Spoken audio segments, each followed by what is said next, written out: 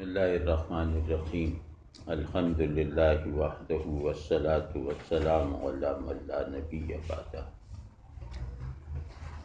ہم نے جو پہلی نشست کی تھی وہ اس موضوع پہ تھی کہ شاعری کیسے پڑھنی چاہیے، لیکن اس میں بہت سی ضروری باتیں نہیں ہو سکی تھیں کیونکہ وہ راشد کے حوالے سے تمہیدی گفتگو تھی۔ تو راشد کا حوالہ ہونے کی وجہ سے اس میں شاعری پڑھنے کی تمام قسمیں یا شاعری کو دیکھنے کی تمام کھڑکیاں نہیں کھلی تھیں۔ تو آج میں چاہ رہا تھا کہ ہم اسی پر بات کریں کہ ایک تو یہ کہ اجمالی طور پر ابتدائی سطح پر یہ جان لیں کہ شاعری کہتے کسے ہیں، اور اس کے بعد اسے پڑھنے کے لیے پری کوالیفیکیشن کیا ہے، مطلب جو کچھ صلاحیتیں درکار ہیں، کچھ تصورات کی ضرورت ہے جنہیں پیدا کیے بغیر آدمی شاعری نہیں پڑھ سکتا۔ تو شاعری کو پڑھنے کے لیے ہمیں اپنے اندر کیا کیا چیزیں پیدا کرنی ہیں، ایک اس کا بیان کر لیتے ہیں، اور لیکن اس سے پہلے یہ دیکھتے ہیں کہ خود شاعری کیا ہوتی ہے، شاعری کیا ہوتی ہے اور کسی تہذیب میں اس کا کیا کردار ہوتا ہے اور ہمیں اس کی ضرورت کیوں ہے۔ تو اس میں پہلی کیونکہ یہ سب نوجوان بیٹھے ہیں تو آپ لوگوں کا خیال کر کے جو ہے وہ باتوں کو بالکل ابتدا سے اور آسان انداز میں کرنے کی کوشش کروں گا۔ تو یہ جو باتیں کروں گا یہ شاعری کیا ہے کا پورا جواب نہیں ہوں گی، لیکن امید ہے کہ آپ لوگوں کے لیے مفید ہوں گی، کیونکہ آپ لوگوں کو شاعری پڑھنے کا آغاز کرنا ہے اور شاعری پڑھنے کی اہلیت حاصل کرنی ہے۔ لیکن یہ بھی جاننا ضروری ہوگا کہ جس چیز کو پڑھنے کے لیے ہمیں کچھ نئی صلاحیتیں پیدا کرنے کی ضرورت ہے، کیا خود وہ چیز ہمارے لیے کسی بامعنی سطح پر مطلوب اور ضروری ہے بھی یا نہیں، تو وہ بھی آ جائے گا انشاءاللہ۔ تو سب سے پہلی بات یہ ہے کہ شاعری ایک جمالیاتی سرگرمی ہے جو لفظ پر قدرت کے ذریعے سے وجود میں آتی ہے، انجام پاتی ہے۔ یعنی شاعر کے لیے ضروری ہے کہ وہ جس زبان میں شاعری کر رہا ہے اس زبان پر اسے بہت گہری اور تقریباً کامل دسترس اور قدرت ہو۔ شاعر کی پہلی ضرورت ہے لفظ شناسی، وہ لفظ کو جانتا ہو، اس میں پہلے سے موجود معانی کے ساتھ بھی، اور پھر اس لفظ سے کون سے نئے معنی پیدا کیے جا سکتے ہیں، لفظ میں موجود اس معنوی امکان کو بھی وہ استعمال میں لانے کی قوت رکھتا ہو۔ ٹھیک ہے نا، جیسے رات ایک لفظ ہے، تو مجھے اور آپ کو رات کے جو موجود معانی ہیں وہ ہم سب کو آتے ہیں کہ رات کسے کہتے ہیں، یا رات کتنی قسموں کی ہوتی ہے، اندھیری رات ہے، چاندنی رات ہے، یا ہجر کی رات ہے، وصل کی رات ہے، عبادت کی رات ہے، مطلب یہ اب رات کی نسبتیں، تو رات کی نسبتیں بھی معروف ہیں، اور خود اس اکیلے لفظ کے جتنے مفاہیم ہیں وہ ہم سب لوگ تقریباً جانتے ہیں۔ لیکن اگر کوئی آ کے یہ کہے کہ یہ رات اس درد کا شجر ہے جو مجھ سے تجھ سے عظیم تر ہے، تو اب یہاں شاعر نے یہ بتا دیا کہ ایک بالکل طے شدہ مفہوم رکھنے والے لفظ میں بھی کسی نئے معنی میں ڈھلنے کا امکان میں نے تلاش کر کے اسے عمل میں لا کے دکھا دیا.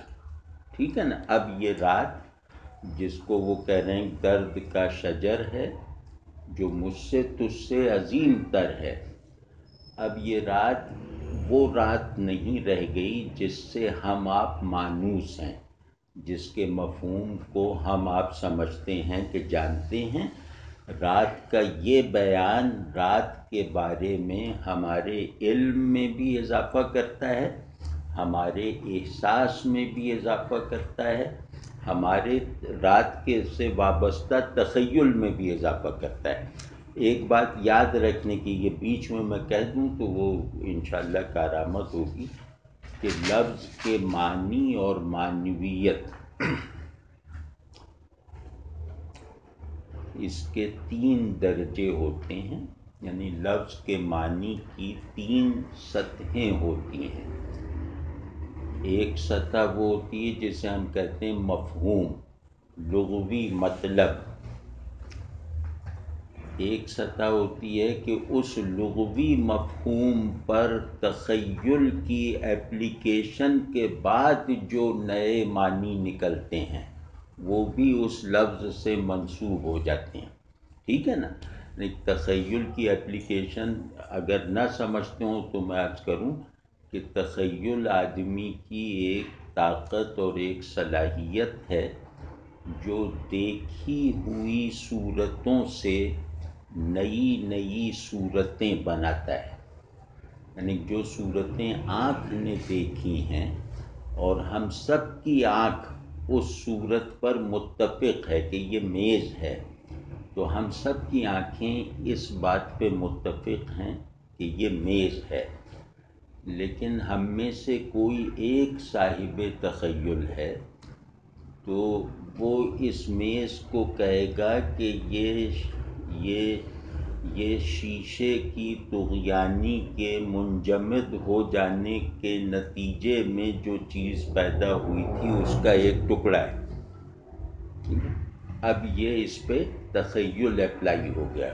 یا کوئی وہ ہمارے ایک استاد تھے، انہوں نے شیشے کا جو پیپر ویٹ ہوتا ہے جس کے اندر پتیاں سی بنی ہوتی ہیں، انہوں نے کہا کہ اس کو ذرا تشبیہ دو یا اس کو ذرا تخیل اس پہ اپلائی کرو. تو خود انہوں نے کہا کہ یہ سمندر میں رنگین مچھلیاں تیر رہی ہیں. اب وہ پیپر ویٹ ہے، اس پہ تخیل اپلائی ہو گیا تو وہ ایک سمندر بن گیا جس میں رنگین مچھلیاں ساکت ہیں یا تیر رہی ہیں، اور وہ پیپر ویٹ اس بات کو الاؤ کر رہا ہے کہ تخیل اس سے یہ والی صورت اخذ کر سکتا ہے. واضح ہے نہیں بات؟ تو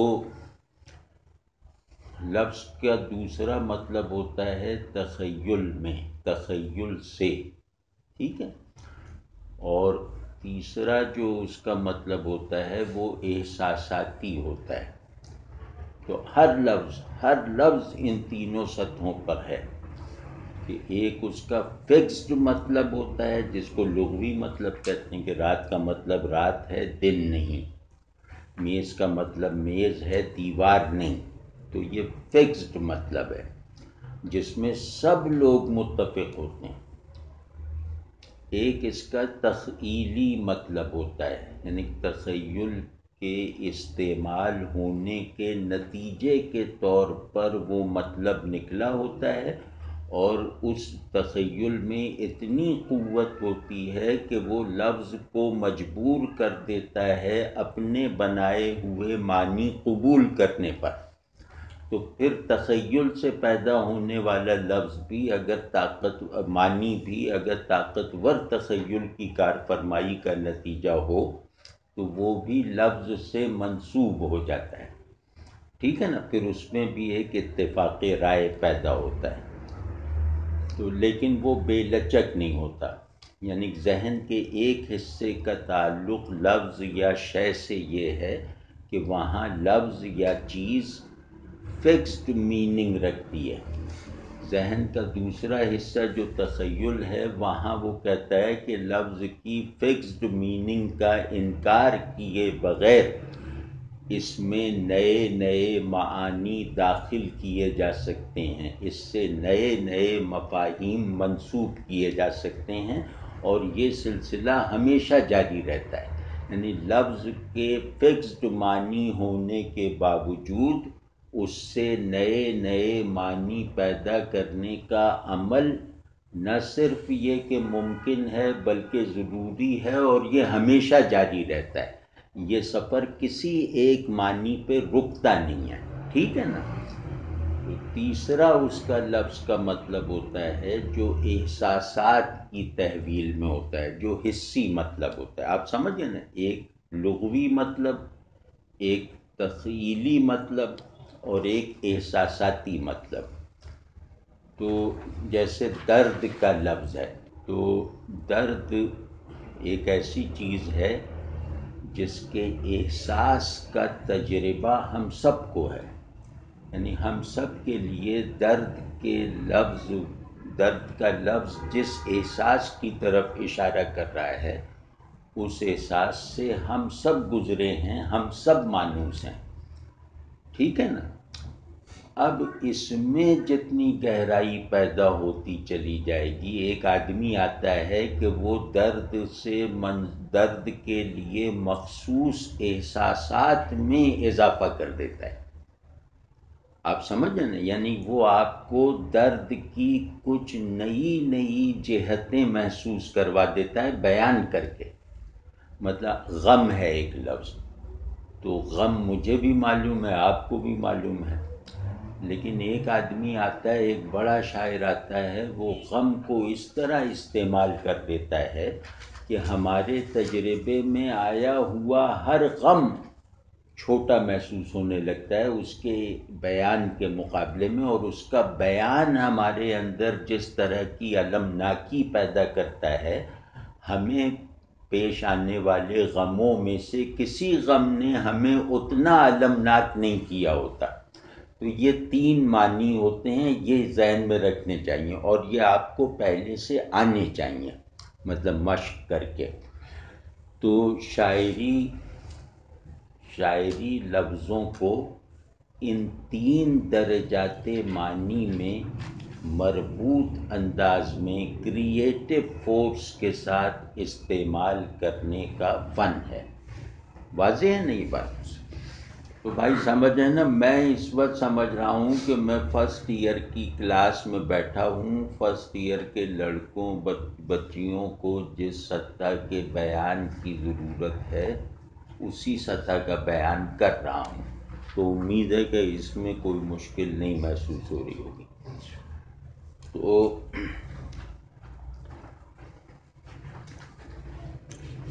تو اسی وجہ سے معنی کی ان 3 قسموں کی، جو گو کہ شاعری میں کہا جائے گا تو معنی کی 2 قسمیں ہیں، تخیلی معنی اور احساساتی معنی۔ جو لغوی معنی ہے وہ تو زبان میں معروف ہیں، مطلب وہ تو شاعر نے نہیں پیدا کیے۔ شاعری لفظ پر قدرت اور معنی پر تصرف کا نام ہے۔ تو معنی پر تصرف جو ہوتا ہے وہ تخیل سے ہوتا ہے، اور شدت احساس سے، اور شدت احساس میں بھی تخیل کی آمیزش ہوتی ہے تو ہوتا ہے۔ تو اسی وجہ سے آپ نے دیکھا ہوگا کہ بعض شاعروں کو کہتے ہیں کہ ان کے یہاں تخیل زیادہ ہے، بعض کے لیے کہتے ہیں ان کے یہاں احساس زیادہ ہے، کیفیات زیادہ ہیں۔ تو اس کا سبب یہی ہوتا ہے کہ ان کے یہاں لفظوں کا ان 2 میں سے ایک استعمال زیادہ ہوتا ہے، تو انہیں اسی چیز سے جیسے متعارف کروایا جاتا ہے۔ تو پہلی بات یہ ہو گئی، تخیل اور لفظ کا تعلق اگر آپ کو خود سے سمجھنا ہو، اور سمجھنا چاہیے، تو اس کے لیے سب سے آسان تدبیر یہ ہے کہ آپ چیزوں کو تشبیہ دینے کی مشق کیا کریں کہ یہ چیز ایسی ہے۔ جیسے میں نے عرض کیا نا کہ وہ شیشے کا پیپر ویٹ شفاف پانی کا ایک سمندر ہے جس میں رنگ برنگی مچھلیاں تیر رہی ہیں. تو اس طرح کی تشبیہ دیں، اور جتنا تشبیہ میں آپ فاصلہ بڑھائیں گے لفظ کے اوریجنل معنی سے، اتنا آپ کا تخیل مضبوط ہوگا.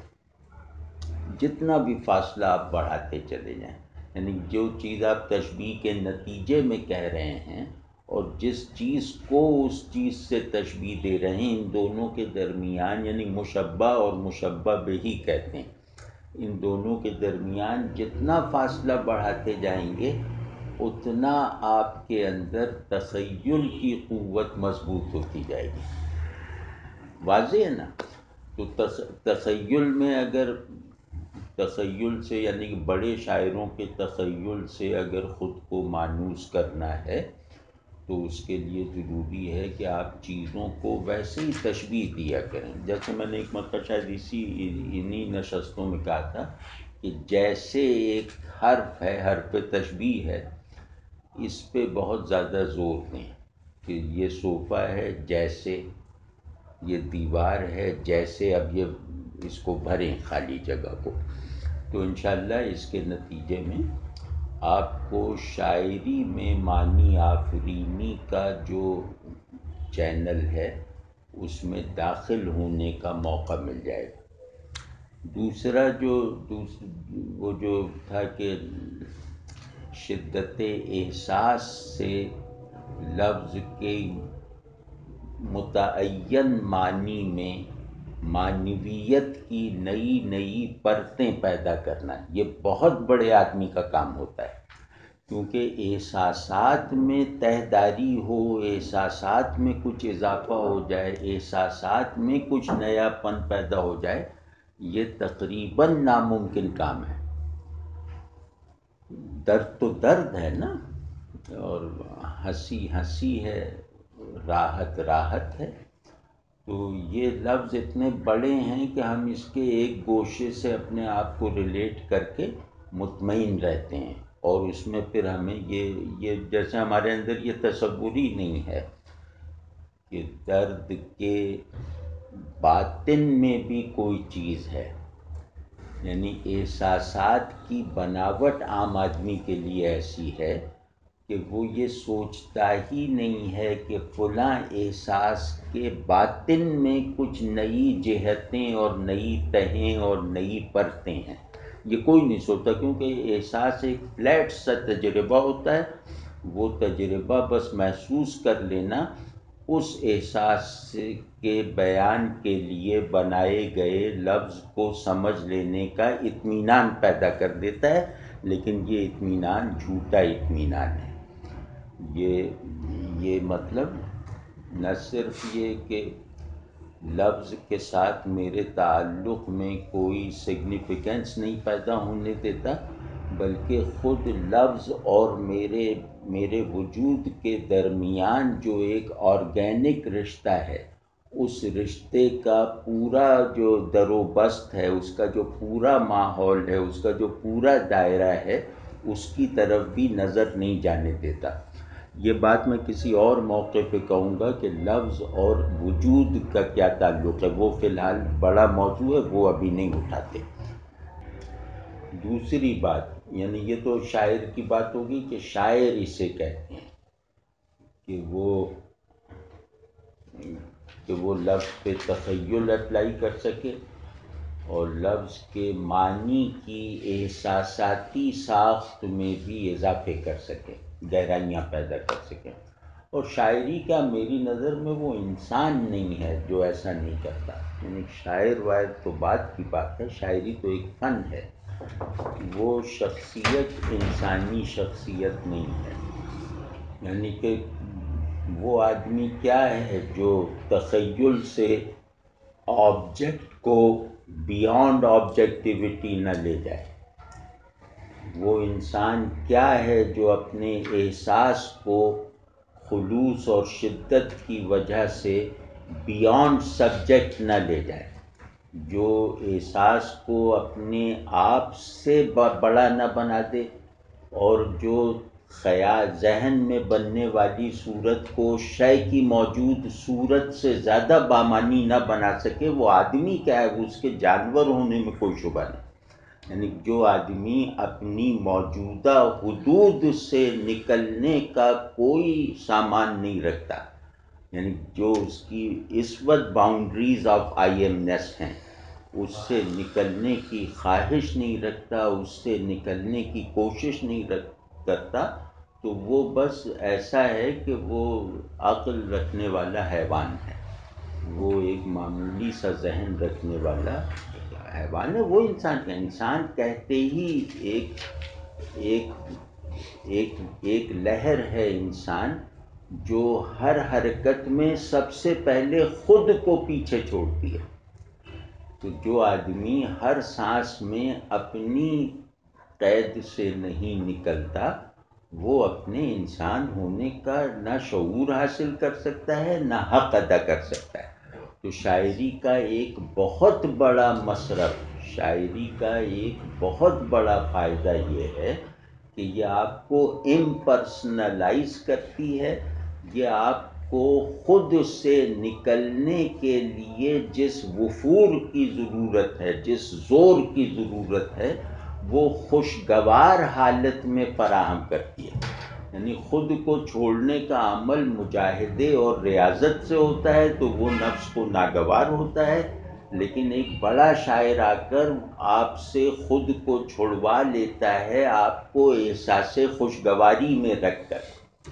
آپ سمجھیں یہ انسانیت کی مطلب انسانیت کے شعور اور انسانیت کے وجود کی تکمیل کے عمل میں آپ دیکھیں کہ بڑا شاعر کتنی معاونت کرتا ہے۔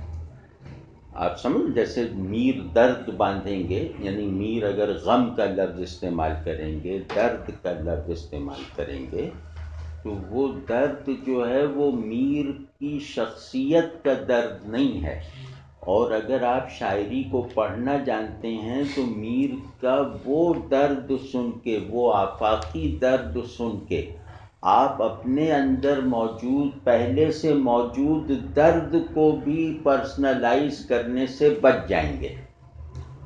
آپ سمجھیں کہ جو آدمی اپنے احساسات میں غیر شخصی ہو جائے، اس کے بارے میں یہ شبہ ہی نہیں کیا جا سکتا کہ یہ اپنی چینز آف آئی ایم نیس کو توڑ نہیں چکا۔ آپ سمجھیں نا؟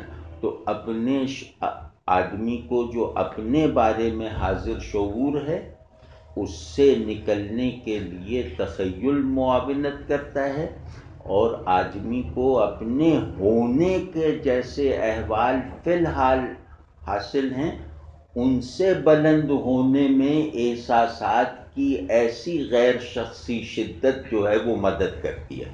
تو یہ تخیل کی مدد سے اپنی قید سے نکلنا، یا احساسات میں ایک غیر شخصی پن اور ایک غیر ذاتی پن، ایک یونیورسلائزیشن پیدا کر کے اپنے سے نکلنا، یہ دونوں بہت یقینی ریسکیورز ہیں ہمارے لیے، جو ہمیں اپنے پنجرے سے باہر نکالتے ہیں۔ اور یہ دونوں چیزیں جو ہیں، یہ بڑا شاعر ہر دوسرے آدمی سے زیادہ خوبی اور تاثیر سے استعمال میں لاتا ہے۔ تو اس وجہ سے شاعری پڑھنا ضروری ہے، تاکہ آپ ہر وقت مطلب یہ آدمی یہ یاد رکھیے گا، آپ لوگ نوجوان ہیں ماشاءاللہ، آپ کے سامنے لمبی زندگی ہے۔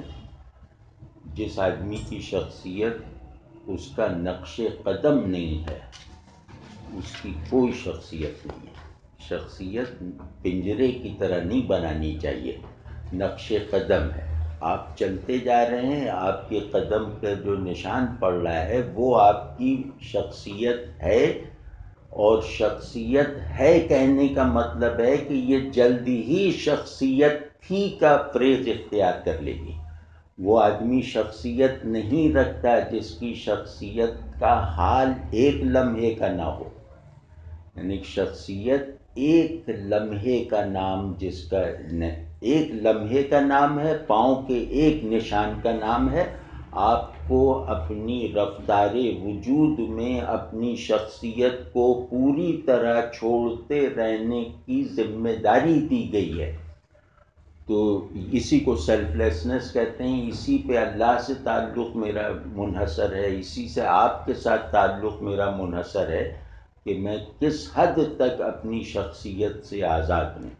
میں جتنا اپنی شخصیت سے آزاد ہوں اتنا اپنے تعلقات میں سچا اور کامل ہوں. اپنی شخصیت پر اصرار کرنے کے نتیجے میں میرے لیے آپ کوئی شے نہیں رہ جاتے جس کے لیے میں کچھ چھوڑوں یا کچھ قبول کروں. آپ سمجھ، اسی طرح اس تعلق کو آپ اللہ تک لے جائیے. تو خیر، تو بڑا شاعر جو ہے وہ اس انتہائی بڑے پروجیکٹ آف ہیومینٹی کو پورا کرنے میں، اس کا شعور پیدا کرنے میں، اس کی صلاحیت اور قوت پیدا کرنے میں ہماری مدد کرتا ہے. یہ بات آسان ہے نا، سادہ ہے نا. آدمی میں صرف ایک چیز مستقل ہونی چاہیے، وہ ہے اس کا نام اور اس کا پرنسپل تعارف. تو میرے پرنسپل تعارف دو ہیں، میرا ایک نام ہے. تو اب یہ نام، میری شخصیت روز بھی بدلے گی تو نام تو میرا یہی رہے گا. اور میری دو حیثیتیں ہیں، دو پوزیشنز ہیں جن کو کہتے ہیں پرنسپل پوزیشنز. وہ یہ ہے کہ میں انسان ہوں، یہ نہیں بدل سکتا. میں مسلمان ہوں، یہ نہیں بدل سکتا. یا میں کچھ بھی ہوں، کچھ چیزیں، دو چیزیں آدمی کے پاس ایسی ہوتی ہیں جو اس کی نظر میں کبھی نہیں بدل سکتی. تو بس ان کے دائرے میں رہتے ہوئے اپنی شخصیت کی تشکیل میں کام آنے والی ہر ڈیفینیشن کو بدلتے رہنا میری ذمہ داری ہے. یہ اسی کانٹیکس میں آ جاتی ہے جس میں کہا جاتا ہے کہ آپ کا ایک دن پچھلے دن سے بہتر. یہ حدیث ہے کہ جس کا آج اس کے گزرے ہوئے کل سے بہتر نہیں ہے وہ ہلاک ہو گیا. ہلاک ہونے کا مطلب آپ لے لیں معدوم ہے، وہ موجود ہونا کوالیفائی نہیں کرتا. جو آج بھی وہی ہے جیسا کل تھا، تو اس کا مطلب ہے کہ آج کے لمحے موجودیت میں وہ سروائیو نہیں کر پایا نا. وہ تو پچھلے لمحے موجودیت کو اپنا حصار بنا چکا ہے. یہ جو لمحے موجودیت آج کی شکل میں آیا ہے، اس میں یہ داخل ہی نہیں ہو سکتا، کیونکہ اس میں داخل ہونے کے لیے پچھلے لمحے موجودیت کی جکڑ سے نکلنا ضروری تھا. اب ذرا 2-4 منٹ مجھے دے دیں تو میں وہ، کیونکہ یہ آخر میں کچھ وائزانہ سی ہو گئی، اس کو دوبارہ شاعری کی طرف لاتے ہیں. تو خیر، تو وہ جو بات شاعری پہ چل رہی تھی، تو پہلی بات ہو گئی کہ لفظ پر قدرت اور اس قدرت کے دو مظاہر ہیں. دوسرے یہ کہ شاعری کو جمالیاتی سرگرمی کہا جاتا ہے. جہاں بھی آپ پڑھیں گے شاعری جو ہے وہ جمالیاتی سرگرمی ہے. اب اس میں ایک مشکل آتی ہے. جمالیات سے ہم سمجھتے ہیں کہ خوبصورتی پیدا کرنے اور اپریشیٹ کر سکنے کا فن. جمالیات کی جو آسان اور سادہ تعریف ہے، ابتدائی، پوری نہیں ہے، کہ جمالیات حسن کے احوال سے تعلق رکھتی ہے. اور یا تو جمالیات پر کھڑے ہو کر آدمی، یعنی ایک تصور حسن پر کھڑا ہو کر آدمی حسن کریٹ کرتا ہے، اور دوسرا یہ کہ وہ موجود حسن کو اپریشیٹ کرتا ہے. تو کریٹ کرو یا اپریشیٹ کرو، حسن مشترک ہے. اس کو کہتے ہیں جمالیات. واضح ہے نا کہ تخلیق جمال اور تحسین جمال کی صلاحیت یہ جمالیات ہے. تو مشکل یہ پیدا ہوتی ہے کہ شاعری کے غالب حصے میں بظاہر حسن نہیں ہے. یعنی اچھے بڑے شاعروں کے یہاں مطلب حسن کی پہلی تعریف کیا ہے کہ جو آنکھوں کو اچھا لگے، پہلی تعریف یہ ہے نا. تو بہت سی شاعری کا ایک اچھا خاصا حصہ ہے کہ جس سے بننے والا منظر آنکھوں کو اچھا نہیں لگتا، یا اس سے کوئی منظر بنتا ہی نہیں ہے. ٹھیک ہے. اسی طرح یہ ہے کہ حسن کیا ہے؟ جو احساس میں فرحت کی تاثیر رکھتا ہو، جو اندر مجھے فرحت پہنچائے، میرے اندر احساس سے فرحت پیدا کرے، خوشی پیدا کرے، خوشگواری پیدا کرے. تو چاہے آنکھوں کو نظر نہ آئے. تو بہت سی شاعری ایسی ہے جو احساسات میں فرحت اور خوشگواری نہیں پیدا کرتی،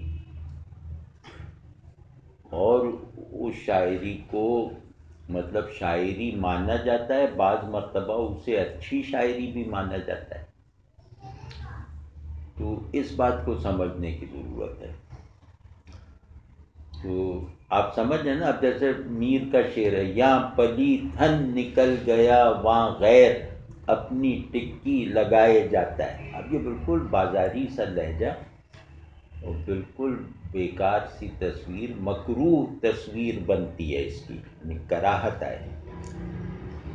لیکن یہ شعر میر کا انتخاب کرتے وقت شامل کرنا ہوتا ہے. تو اب اس کی تصویر بھی ناگوار، اس کی آواز بھی ناگوار، اور اس سے پیدا ہونے والا احساس بھی ناخوشگوار.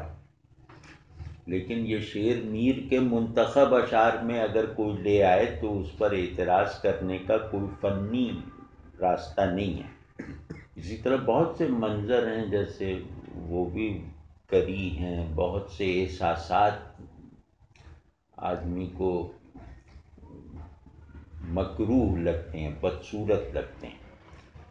یعنی ہم مختصر لفظوں میں یہ کہیں کہ بہت سی شاعری کا بہت سا ایسا حصہ ہے جو بصری بدصورتی بھی پیدا کرتا ہے، احساساتی بدصورتی بھی پیدا کرتا ہے، لیکن اس سے شاعری مانا جاتا ہے. یہ کس وجہ سے مانا جاتا ہے یہ بس جاننا ضروری ہے. اس سے جمالیات کے بارے میں آپ کے تصور میں بھی ایک بلندی پیدا ہوگی یا ایک وسعت پیدا ہوگی. وہ یہ کہ لفظ پر قدرت جمالیاتی نتائج پیدا کرتی ہے. لفظ پر تخیل یا شدت احساس اپلائی ہو کر جو نتیجہ نکلے گا وہ شاعری ہے. تو جمالیات کہتے ہیں کمال اظہار کو، جمالیات کہتے ہیں پرفیکٹ ایکسپریشن کو. تو شاعری کمال اظہار کا تقاضا کرتی ہے، اور یہ کمال اظہار لفظ پر قدرت سے میسر آتا ہے، یعنی لفظ پر قدرت کے نتیجے میں حاصل ہوتا ہے. احساسات اور خیالات کی خوبصورتی اس میں ثانوی چیز ہے. تو پرائمری چیز یہ ہے کہ شاعری میں یہ دیکھا جائے گا کہ شاعر کو لفظ پر کتنی قدرت ہے. تو لفظ پر قدرت کے نتائج چاہے اگلی بھی ہوں، اس سے بننے والا منظر چاہے بدصورت ہو، لیکن لفظ کو ایک اعلیٰ درجے کی کرافٹسمین شپ کے ساتھ اس نے استعمال کر دیا تو اب یہ شاعری ہے. واضح ہے نہیں بات؟ یہ جیسے اس کی بہت ساری مثالیں ہیں. اب یہ دوسری تعریف کرتا ہوں شاعری کی. ابھی تک ہم ایک ہی تعریف کے دائرے میں ہیں کہ شاعری لفظ پر قدرت کے نتیجے میں پیدا ہونے والے اظہار کا نام ہے. اب اس کی دوسری تعریف کرتا ہوں. آپ ایکسپریشن اور پرسیپشن کا فرق سمجھتے ہیں؟ مطلب ابھی تک تو ہم نے ایکسپریشن میں دکھایا ہے نا کہ شاعری ایکسپریشن ہے. جیسے جمالیات کی تعریف بھی جو ہے، جمالیات کسے کہتے ہیں؟ حسن کو ڈیفائن کرنا. تو جمالیات کا ایک بہت بڑا نام ہے کروچے، بہت بڑا نام ہے ایستھیٹکس کا. وہ کہتا ہے کہ بیوٹی از ایکسپریشن، حسن اظہار ہے. وہ اظہار معنوی بھی ہو سکتا ہے اور فارم کی شکل میں بھی ہو سکتا ہے. تو بہرحال حسن اظہار ہے. تو کروچے کا یہ قول شاعری میں سب سے زیادہ مقبول قول ہے شاعروں میں. حسن اظہار ہے. اظہار ذہن اور لفظ کے آئیڈینٹیکل ہونے کا نتیجہ ہے. لفظ اور ذہن، معنی یعنی لفظ اور معنی کے رشتے اگر ذہن سے طے ہونے لگیں تو اس کا نتیجہ کمال اظہار ہے. ٹھیک ہے نا؟ تو یہ شاعر کرتا ہے اور یہ شاعری کا ہی موضوع ہے.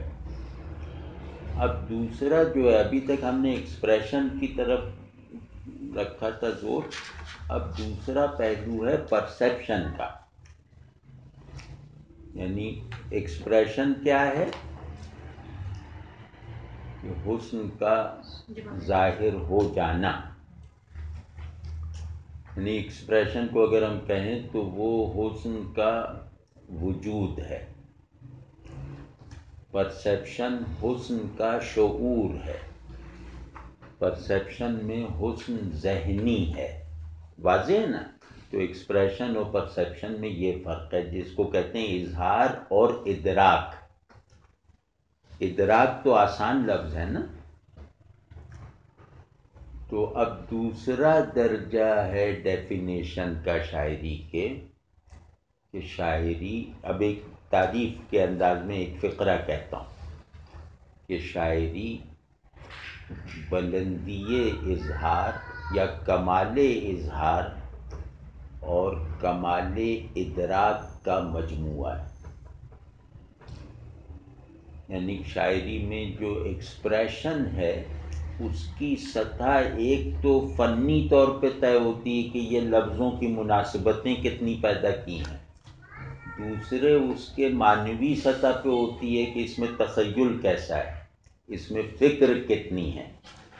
تو بڑا شاعر جو ہے وہ بڑے ادراک اور بڑے اظہار کو بلینڈ کر کے شاعری کرتا ہے. بڑی شاعری بڑے ادراک اور بڑے اظہار کا مجموعہ ہوتی ہے.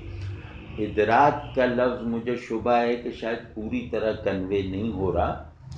ادراک کہتے ہیں ذہن اور احساس میں جو چیز بھی قابل شناخت ہو جائے اسے ادراک کہتے ہیں. ادراک کہتے ہیں پانے کو، پانا. آپ سمجھے نا؟ یعنی ایک احساس ہے وہ میرے اندر شناخت، میرے لیے قابل شناخت ہے، تو یہ ادراک حسی ہے. ایک تصور اور مفہوم ہے جو میرے ذہن میں مکمل ہو کے قابل شناخت ہو گیا، تو اسے ادراک ذہنی کہتے ہیں. واضح ہے نا؟ تو شاعر ادراک ذہنی، ادراک حسی اور اظہار کا مجموعہ بنا دیتا ہے، ان کو ایک کل میں ڈھال دیتا ہے. واضح ہے نا؟ تو اس کو جو میں تخیل کہہ رہا تھا اس کو یہاں لے لیں ادراک ذہنی، اور جو احساسات کہہ رہا تھا اسے کہہ لیں ادراک حسی. واضح ہے نا؟ تو دوسری تعریف شاعری کی یہ ہے. اور اس کے لیے مطلب شاعری کے اس درجے کو اپریشیٹ کرنے کی قابلیت پیدا کرنے کے لیے سب سے زیادہ مفید چیز ہے فلسفے کا مطالعہ. جو آدمی بھی فلسفیانہ علم چاہے نہ رکھتا ہو، یعنی کہ ضروری نہیں کہ وہ فلسفوں کی تشریح کر سکتا ہو، ان پہ تنقید کر سکتا ہو، یہ ضروری نہیں، لیکن فلسفیانہ ذوق رکھتا ہو. تو جو آدمی فلسفیانہ ذوق رکھتا ہے وہ شاعری کی سمجھ اور اس کی اپریسیشن میں دوسروں سے آگے ہوتا ہے.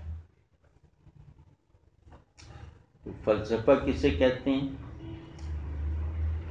فلسفہ انسانی ذہن کی وہ کوشش ہے جو صورت کو کھرچ کر حقیقت ڈھونڈنا چاہتی ہے. بس اتنی یہ سادہ سی بات ہے. میں یہ نہیں کہہ رہا کہ سب فلسفی ایسا کرتے ہیں، نہیں، میں ویسے کہہ رہا ہوں کہ جس آدمی کی نظر صورت پر پڑھ کر مطمئن نہ ہو وہ فلسفیانہ ذوق رکھتا ہے. جو آدمی فارم کو سمبل سمجھتا ہو، ایبسلیوٹ آبجیکٹ نہ سمجھتا ہو، جو فارم کے دیکھ لینے کو آنکھ کی منزل بنانے پر راضی نہ ہو بلکہ کچھ اور اس کے پیچھے جھانکنا چاہتا ہو، وہ فلسفیانہ ذوق رکھتا ہے. ٹھیک ہے؟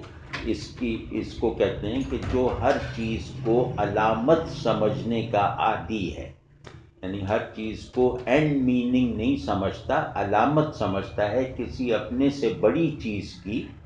تو جو بھی چیزوں کو علامت کی حیثیت سے دیکھنے کا عادی ہے وہ فلسفیانہ ذوق رکھتا ہے. تو یہ آدمی بڑی شاعری کو دوسروں کے مقابلے میں زیادہ اپریشیٹ کر سکتا ہے، کیونکہ بڑی شاعری بڑے معنی کی بھی شاعری ہوتی ہے، اور بڑے معنی تک پہنچنے کا راستہ فلسفیانہ بصیرت اور ذوق ہی سے کھلتا ہے. چاہے علم نہ ہو، اتنا علم نہ ہو، وہ کوئی بات نہیں. تو اب جیسے اس میں تھا کہ آپ تشبیہ دینا سیکھیں، یہاں یہ ہے کہ آپ چیزوں کے پیچھے جھانکنے کی کوشش کریں اور پیچھے کیا ہو سکتا ہے اس کا دھندلا سا ایک تصور بھی ذہن میں قائم کریں. یعنی نادیدہ کو بھی پینٹ کریں اپنے ذہن کے کینوس پر، جو نہیں دیکھا اسے اندازے سے ذہن پہ کے کینوس پہ پینٹ کرنے کی کوشش کریں کہ یہ دیوار کے اس طرف کیا ہے. تو خواہش مجھے اس طرف دیکھنے کی ہے، اور اس خواہش میں ایسی شدت ہے کہ اس طرف کیا ہو سکتا ہے اس کا ایک تصور بھی قائم ہو جاتا ہے. سمجھ گئے نا؟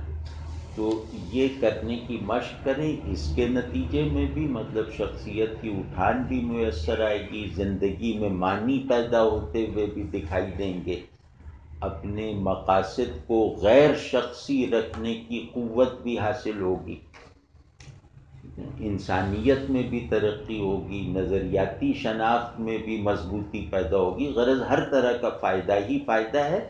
اور ایک فائدہ یہ ہے کہ آپ بڑے شاعروں کا کلام اپریشیٹ کرنے کے لائق ہو جائیں گے، چاہے اس کی تشریح نہ کر سکیں.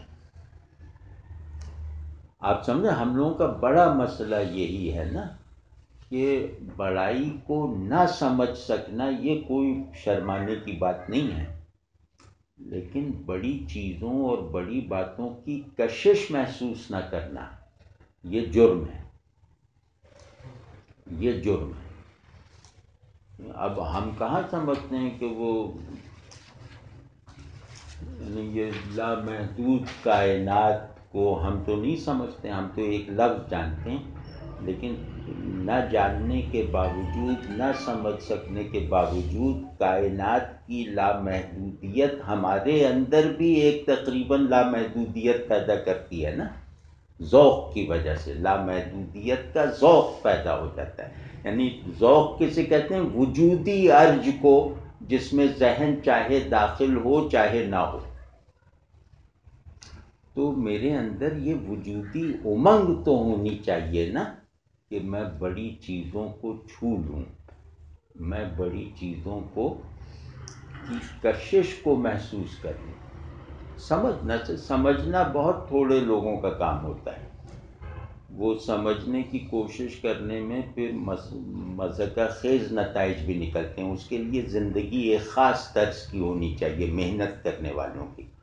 تو اس میں محنت کچھ نہیں ہے، اس میں صرف ایک فیصلہ درکار ہے کہ مجھے ایک وجودی اٹھان پیدا کرنی ہے، چاہے ذہنی ترقی کا موقع نہ مل سکے. یعنی فہم اگر کمزور بھی ہے تو ذوق میں کمی نہیں ہونی چاہیے. یہ چیز بھی مطلب اگر میں یہ فیصلہ کر لوں تو اس فیصلے کو پرکشش بنا کر اس پہ قائم رہنے کی طاقت مجھے شاعری فراہم کرتی ہے یا شاعری سب سے زیادہ فراہم کرتی ہے. تو اب آپ سوچیے کہ کتنی آسانی ہے. آپ بڑی شاعری پڑھیں ذرا اور تھوڑا لفظ کو پہچاننے کی عادت میں، یعنی شاعری کے کوالیفائڈ ریڈر کی طرح آپ بڑی شاعری پڑھیں تو ایک ہفتہ آپ خلوت میں بیٹھ جائیں اور کہیں کہ میں اعتکاف کر رہا ہوں دیوان شمس کے ساتھ، تو آپ ایک ہفتے بعد نکلیں گے تو وہ نہیں رہیں گے جو ایک ہفتے پہلے تھے. مطلب یہ یقینی بات ہے. آپ کتنے بھی ہمارے ڈپریشنز بھی جیسے بلیوں اور طوطوں کے ڈپریشن ہیں، وہ انسانی ڈپریشن بھی نہیں ہے. تو اس طرح کی جو ایک ان ہیومن ڈپریسو اسٹیٹس ہوتی ہیں یہ مسلط ہیں، سبھی پہ مسلط ہیں. تو آپ ذرا پڑھ لیجئے جا کے حافظ کو، تو آپ کو اس ڈپریشن سے نکال دے گا اور ایک ایسی فکر میں مبتلا کر دے گا جس کی چبھن لذیذ ہے.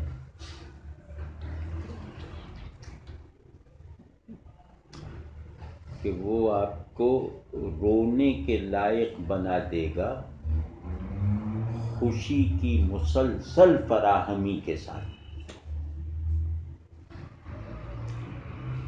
یہ کر کے دیکھیے نا، یہ کر کے دیکھیے، اور اس میں مجھ سے جو مدد چاہیے میں حاضر ہوں، لیکن اس کو اپنی ذمہ داری سمجھ کے انجام دیجیے. اور شاعری پڑھنا پڑھانا خود کوئی مقصد نہیں ہے، مقصد ہے ایک جینوین انسان بننا. تو اس میں جو ہے اس مقصد کو حاصل کرنے میں بعض معاملات میں شاعری ہماری مدد کرتی ہے، وہ ثابت ہے. ٹھیک ہے نا. مطلب سب سے بڑی بات یہ کہ جو بڑا مقصد ہے میں اسے سمجھنے کی قابلیت نہیں رکھتا، لیکن اس بڑے مقصد سے جڑے رہنے کے لیے، اس کی طرف یکسو رہنے کے لیے میرے اندر اس کی طرف سے جو کشش محسوس ہونی چاہیے وہ تو ہونی چاہیے نا، وہ شاعری فراہم کر دیتی ہے. شاعری چیزوں کو پرکشش بنا دیتی ہے، یہ اس کا بہت بڑا فائدہ ہے. تو اگر آپ اپنے اس مقصد کو سامنے رکھ کر شاعری سے لطف اندوز ہوں تو آپ کو خود محسوس ہوگا کہ مقاصد آپ نے شاعری سے نہیں لیے ہیں، مقاصد آپ کے اپنے ہیں، لیکن ان مقاصد کے ساتھ آپ کے قلبی تعلق میں شاعری آپ کی مدد کرے گی. مطلب وہ ان مقاصد کو بھولنے نہیں دے گی، ان مقاصد سے آپ کو بیزار نہیں ہونے دے گی، ان مقاصد کو محض قانونی نہیں رہنے دے گی، ان مقاصد کو جبر نہیں بننے دے گی، بلکہ ان مقاصد کو پرکشش رکھے گی. اتنا پرکشش رکھے گی کہ ان کی طرف دوڑنے میں آپ تھکیں گے نہیں.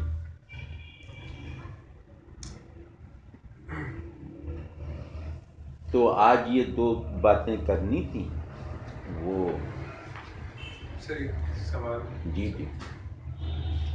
سر ابھی آپ نے بات کی کہ حافظ کی مثال آپ نے دی کہ آپ انہیں پڑھیں گے تو آپ کو مسلسل جو چبھن ہے اس کے ساتھ آپ کو مسرت مسلسل ملے گی. تو سر کیا یہی وہ تہدار احساس ہے جس کا آپ نے ذکر ایک بڑے شعر کی تعریف میں آپ نے کیا تھا؟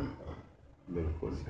بلکہ ہم جب اس سلسلے کو ہم کبھی کبھی کیا کریں گے کہ شاعری کیا ہے، یہ ابھی ہم نے بات ختم نہیں کی ہے. تو اس میں پھر ہم آپ بتائیں گے کہ بڑے شاعر جو ہوتے ہیں وہ مختلف احساسات کو یکجان کر دیتے ہیں، ان کے فرق کو کم کر دیتے ہیں یا ختم کر دیتے ہیں. اسی طرح ایک دوسرے سے عقلی طور پر تصادم رکھنے والے خیالات میں بھی وہ آپس میں جوڑ دیتے ہیں. یعنی جو عقل میں ایک دوسرے سے متصادم خیالات ہیں، بڑا شاعر آ کر جمالیاتی شعور میں ان متصادم خیالات سے ایک وحدت پیدا کرتے ہیں. تو لیکن یہ ذرا ایڈوانس باتیں ہیں، یہ بعد میں کریں گے انشاءاللہ.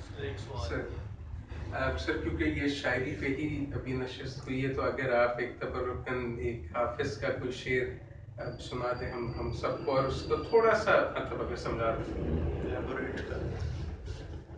ٹھیک، ابھی سناتا سر ہوں، ابھی سناتا ہوں. مطلب یہ نشست ختم ہو گیا، اب حافظ کا ایک شعر. حافظ کا ایک مطلع ہے، اس کا ایک مصرع ایسا ہے کہ اگر مصرے کو کہا جا سکے کہ تاریخ کا سب سے بڑا مصرع تو وہ ہے. کسی بھی روایت میں اتنا بڑا مصرع نہیں ہے. مبارک شعر سناتا ہوں کہ دل، جو میں کہہ رہا تھا کہ غم تسکین کے ساتھ، آپ کو کیا معلوم کہ مطلب آپ کو تو معلوم ہے، ظاہر ہے کہ خوشی میں ایک احساس پستی ہوتا ہے، غم میں احساس بلندی ہوتا ہے. تو بڑی چیز خوش ہو سکنا نہیں ہے، بڑی چیز ہے دکھی ہو سکنا. خوش تو سب ہو جاتے ہیں. تو غم میرے اندر رفعت پیدا کرتا ہے. تو اگر غم رفعت کے ساتھ ایکسپریس ہو جائے تو اس سے ایک طمانینت، اطمینان اور خوشی بھی ہوتی ہے. اسے میں کہہ رہا تھا کہ یہ لوگ اس طرح کر دیتے ہیں. اب دیکھیں، انتہائی غم ہے اور انتہائی بلندی ہے کہ دل می رود ز دستم صاحب دلاں خدا را. اس مصرے پہ جان چلی جائے کسی کی تو تعجب نہ ہو. یہ مصرع ایسا ہے، دل می رود ز دستم صاحب دلاں خدا را، دردا کے راز پنہاں خواہد شد آشکارا.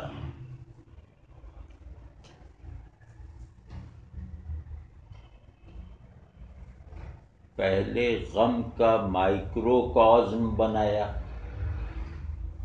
دل می. دل غم کا مائکروکازم ہے. مائکروکازم سمجھتے ہیں؟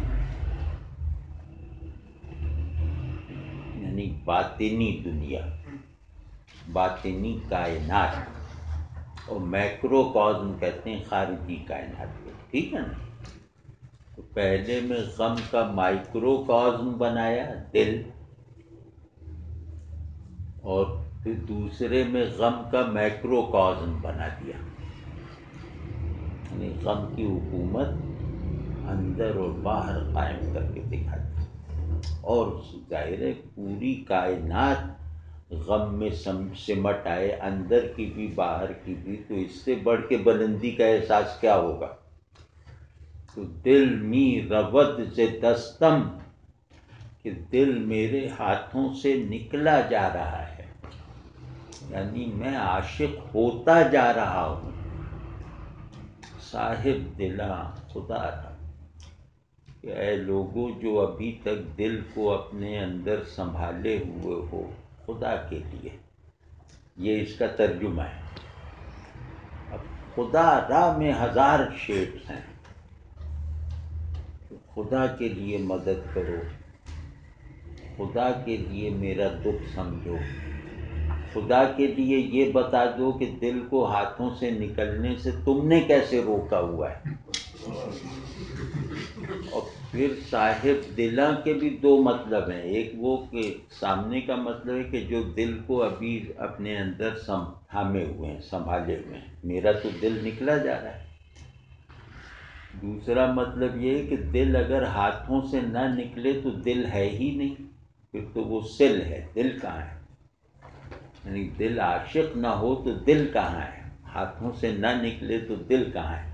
تو صاحب دل کہتے ہیں عاشق کو کہ اے لوگوں جن کا دل ان کے ہاتھوں سے نکل کر پھر ان کی طرف لوٹ کر آیا مکمل ہو کر، مجھے بتاؤ، میری رہنمائی کرو. سمجھ رہے ہیں نا کہ میں عاشق ہوتا جا رہا ہوں،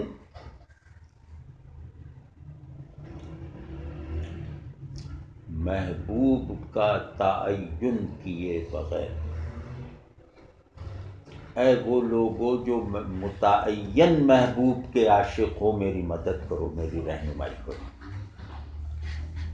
تو لیکن یہ اس کا مراد نہیں ہے، لیکن میں ویسے کروں اس میں شیڈز کیا کیا نکلتے ہیں.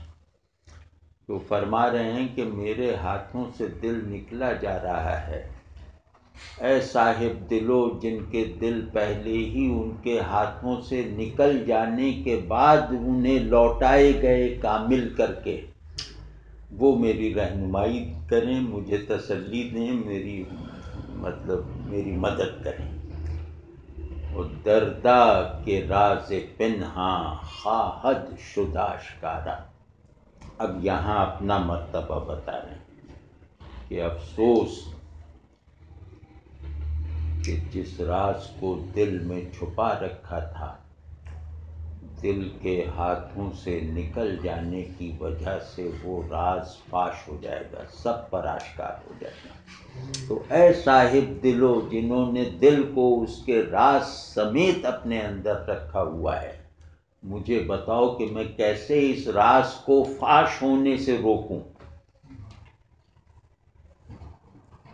کمال کے حافظ جو ہے نا، حافظ بہت ہی بڑی چیز ہے.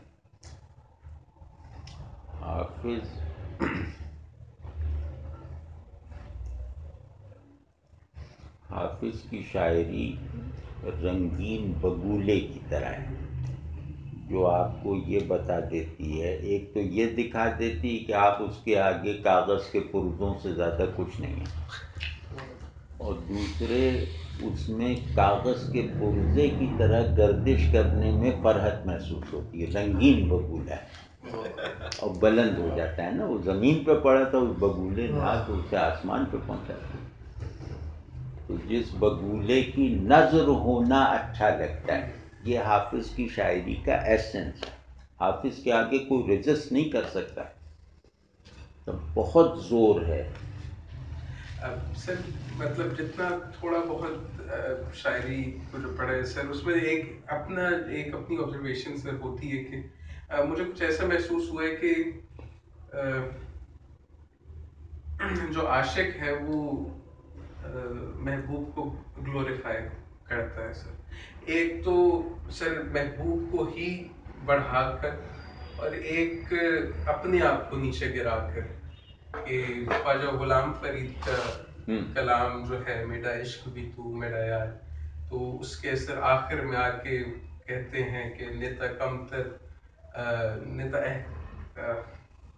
جے یار فرید قبول کرے، سرکار بھی تو سلطان بھی تو، نیتا کہتر کمتر آخر ادنا، لا شے لا انسان بھی تو.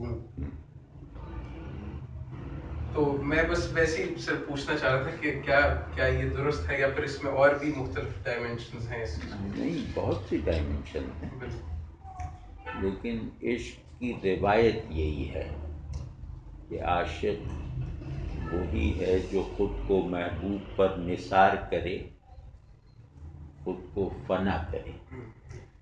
تو اگر وہ اپنے آپ کو کچھ سمجھے گا تو نثار کیسے کرے گا، فنا کیسے کرے گا. تو یہ عشق کی ضرورت ہے. اسی وجہ سے محبوب کے انتخاب میں غلطی نہیں ہونی چاہیے. محبوب وہی ہے جس پہ خود کو نثار کیا جائے. جس نے محبوب کے انتخاب میں غلطی ایسی ہی ہے جیسے معبود کے انتخاب میں غلطی. تو محبوب وہی ہے جو معبود ہے، بس.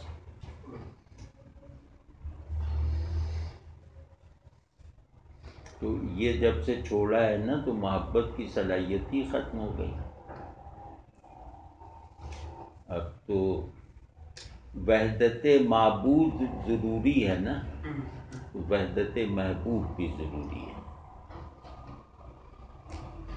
تو وحدت محبوب اگر ایک نہیں ہے تو محبت دھوکہ ہے. محبوب اگر ہر اعتبار سے بڑا نہیں ہے تو عاشق جھوٹا ہے. اب ان شرائط کو اپلائی کر کے دیکھ لیجیے کہ محبوب اس دنیا میں ہو ہی نہیں سکتا. یہ تو ہمارے سمجھوتے ہوتے ہیں نا. مطلب کمزور لمحوں میں اچھی لگنے والی چیز کو محبوب نہیں بنایا جاتا. محبوب اپنے وجود کی حقیقت کو بیدار کر کے عشق کا فیصلہ کرنا ہے. اس عشق کے فیصلے کا ہدف کوئی خاتون تو نہیں ہو سکتی نا، یا اولاد نہیں ہو سکتی، ماں باپ نہیں ہو سکتے. اس کا ہدف تو اللہ ہی ہوگا نا. محبوب اپنے حسن سے بڑا ہوتا ہے، عاشق اپنے عشق سے چھوٹا ہوتا ہے. یہ قانون ہے. تو خالق کی ذات پھر بڑی خوبصورت لگنی شروع ہو جاتی ہے باتوں کے ساتھ اگر دیکھا جائے. کس کے ساتھ؟ اگر ان باتوں کے ساتھ دیکھا جائے جو آپ نے اصول دیے.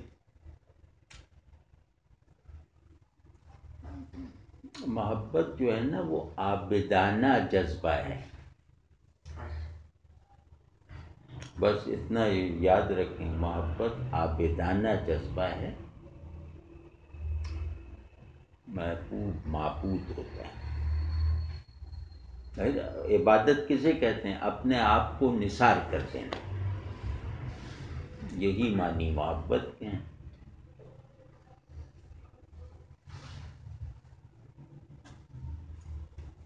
تو باقی جو ایک یہ ادھر یہ اچھا لگ گیا وہ اچھا لگ گیا، یہ یہاں تک ہی ہے کہ یہ اچھا لگ گیا یہ اچھا لگ گیا. وہ اچھا لگنا عشق نہیں ہے. جو اچھا لگ رہا ہے وہ محبوب نہیں ہے. اسے کوئی اور عنوان دے دیں. لیکن غالب وغیرہ نے جو کرپشن کی ہے نا وہ یہ کہ اس کو محبوب کا عنوان دے کر اس کو لتاڑنا شروع کر دیا.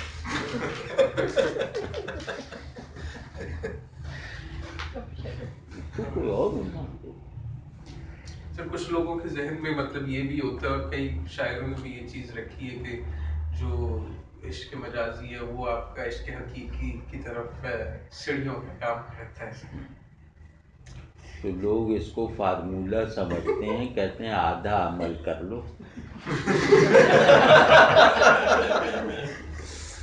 بہانہ بنا لیا. یہ تو جو آدمی مغلوب ہو جاتا ہے عشق مجازی میں، تو پرانے مشائخ کہتے تھے کہ اس میں خود کو فنا کرنے کی کا ایک جذبہ پیدا ہو گیا نا، تو اب اس کو وہ جذبہ پیدا کرنے میں مجاہدہ نہیں کرنا پڑے گا. اب اس کا محبوب بدل دو، تیاری اس کی پوری ہے. بس ان معنوں میں یہ فقرہ کہا جاتا ہے. یہ تھوڑی کہا جاتا ہے پہلے جا کے عشق مجازی کرو پھر عشق حقیقی کرنا. یہ مطلب تھوڑی ہے اس کا. اور بھائی محبت اللہ کی محبوبیت دیکھ کر ہی لوگوں سے ہوتی ہے. جس کا محبوب اللہ نہیں ہے وہ کسی سے محبت سچے معنی میں نہیں کر سکتا. یہ جو حسن ہے دنیا میں یہ اللہ کی محبوبیت کی نشانیاں ہیں. اب مجھے پیڑ سے محبت ہو گئی، بہت خوبصورت پیڑ، تو کروں گا اس سے محبت، لیکن اسے محبوب نہیں کہوں گا. میں کہوں گا پیڑ سے محبت مجھے اس لیے ہے کہ اللہ کا محبوب ہونا اور میرے تجربے میں آ جائے. اس کی تو پابندی کرو نا کہ ہر چیز سے محبت کرو، جس سے بھی کرو بس یہ کہہ کے کرو کہ یہ مجھے اس لیے اچھا لگتا ہے تاکہ اللہ کی محبت میں تربیت حاصل کرتا ہے. اللہ کو محبوب بنانا آسان ہوتا چلا جاتا ہے. بہترین ہے. جیسے تصوف میں دو عقائد پائے جاتے ہیں، عقیدہ وحدت الوجود اور شہود. جو آپ بات کریں یہ شہود کے زمرے میں آتی ہے؟ ہاں، دونوں میں آتی ہے. اگر ایک اینگل سے دیکھیں تو کہتے ہیں یہ محبت اللہ ہی سے محبت ہے. دوسرا یہ کہ یہ اللہ کی نشانی سے محبت ہے. جی دونوں ایک ہی طرح سے، مطلب دونوں کا حاصل ایک ہے. حاصل ہے. حقیقتاً محبوب اللہ ہے. دنیا میں جتنی محبوب ہستیاں ہیں وہ اللہ کو محبوب بنانے کے لیے فیسیلیٹیٹرز ہیں. مجھے کسی بڑے آدمی سے محبت ہو، مجھے رسول اللہ صلی اللہ علیہ وسلم سے محبت ہو، تو بھی یہ شرط کے ساتھ ہے کہ اللہ کو محبوب بنانا رسول اللہ صلی اللہ علیہ وسلم سے محبت کیے بغیر ممکن نہیں ہے. لیکن منزل وہ ہے. تو اس طرح دیکھ لیں تو آپ کو اپنی موجودہ مذہبیت کا افلاس نظر آ جائے گا کہ ان کو شخصیتیں محبوب ہیں اللہ سے لا تعلقی کی حالت میں. تو محبت کا شجرہ ہی نہیں بنا تو پھر کیا، کہاں کی محبت، کہاں کا عاشق، کہاں کا محبوب. آپ دیکھیں نا وہ پیر صاحب کے سامنے جائیں گے تو ایسے کہ عاشق صادق ہیں، بس وہیں سارا جذبہ عشق صرف کر کے اللہ کے لیے خالی ہو گئے. اللہ اس پہ اور زیادہ ناراض ہو گئے. ایک تو ایک میں غفلت میں رہا، محبت وغیرہ نہیں کر سکا، چلو. ایک یہ میں نے محبت کو اس کے پوری اٹھان کے ساتھ کسی بندے پہ صرف کر دیا اور اللہ کے لیے کچھ نہیں بچا. یہ بہت غضبناک کرنے والی بات. خیر اب یہ کیونکہ دوسری باتیں، اب یہ مذہبی سی باتیں، لیکن پوری بات یہ کہ اللہ کا حق ہے کہ وہی معبود ہے، وہی محبوب ہے، اور ہم اسی سے ڈرتے ہیں. ان تینوں میں ڈر محبت میں یہ ہے کہ دوسروں سے بھی ہو سکتا ہے لیکن منزل اللہ ہے، بس اس کو رکھنا ہے. عبادت میں دوسرا ہے ہی نہیں. تو یہ سب چیزیں جو ہیں نا یہ بہت ضروری ہیں، کیونکہ ہمیں نظریاتی پہچان انسان ہونے کی شرط پر ملتی ہے. یعنی انسان ہونا ہر نظریاتی شناخت کے لیے پہلی ضرورت ہے. میں انسان اگر نہیں ہوں تو کسی بھی نظریاتی شناخت کو اختیار کر لوں تو اس سے کوئی فرق نہیں پڑتا. فرق نہیں مطلب منفی ہو جائے گی. تو کیونکہ اللہ نے مخاطب انسان کو کیا ہے نا، مجھے حیوان کی پوزیشن پہ رکھ کے تھوڑی اپنا مخاطب بنایا، مجھے انسان کی جگہ پہ کھڑے کر کے اپنا مخاطب بنایا. تو اس کا مطلب ہے کہ میرے مسلمان ہونے کی بھی شرط ہے انسان ہونا. تو انسان ہوئے بغیر مسلم غیر مسلم ہونا بے معنی چیز ہے. ٹھیک ہے نا.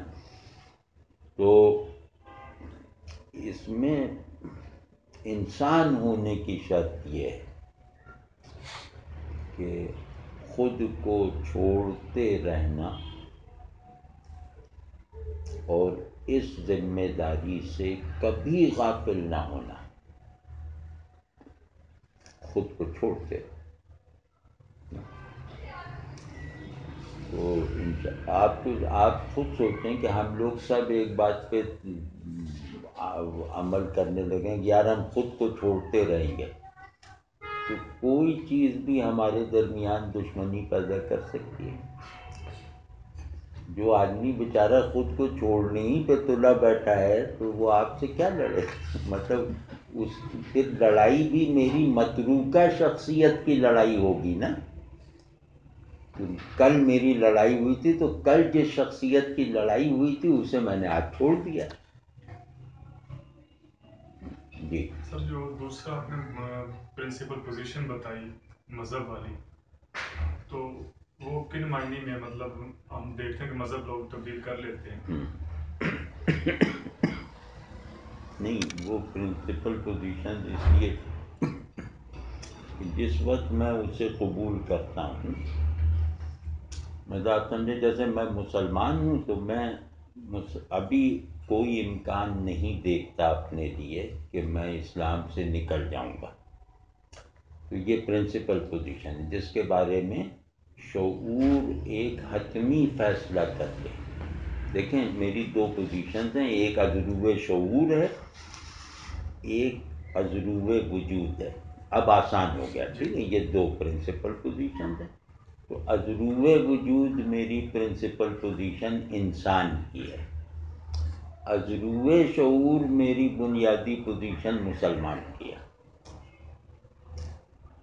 ٹھیک ہے، تو وجود کا عنوان شعور کے مستقل موقف سے کمتر ہوتا ہے. تو اب میں جب انسان ہونے کی شرطیں پوری کر رہا ہوں تو میں کہوں گا کہ مسلمان ہونا زیادہ قیمتی ہے محض انسان ہونے سے، یا پورا انسان ہونا مسلمان ہونے سے مشروط ہے، وغیرہ وغیرہ. ٹھیک ہے، یعنی ذہن میں موجود چیز زیادہ گرینجر رکھتی ہے، زیادہ معنی رکھتی ہے.